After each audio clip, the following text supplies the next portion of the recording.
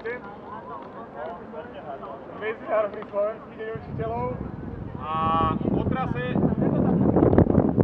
nám povie toto neorganizátor.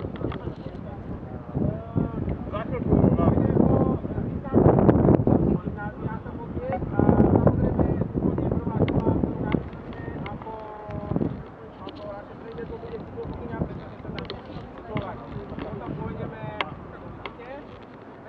Ukážeme ešte obchádzku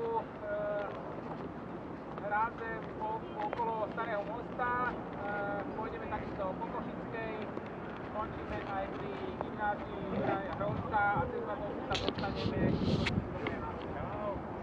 kto nebude poslúchať a kto bude môcť využívať, tak dostane 300 na sviatok, hej? No neskôr je príchod. Keby niekto chcel takú krásnu nálepku, jak máme na bicykli, že jedno auto menej, tak máme u seba také si vypýtať.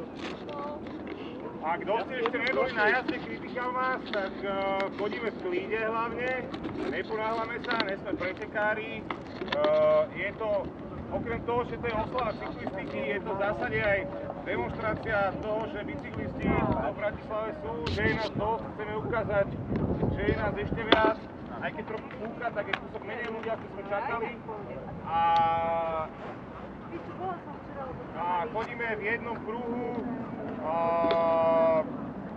v zásade prechádzame na Šupu cez Červenú. Máme tu materiály pre každého, kto je nasraný na situáciu v Bratislave, kto má nejaké zlé skúsenosti. Tak tuto sú kontakty, že na koho písať maily na mesto, vždycky dávajte dokopy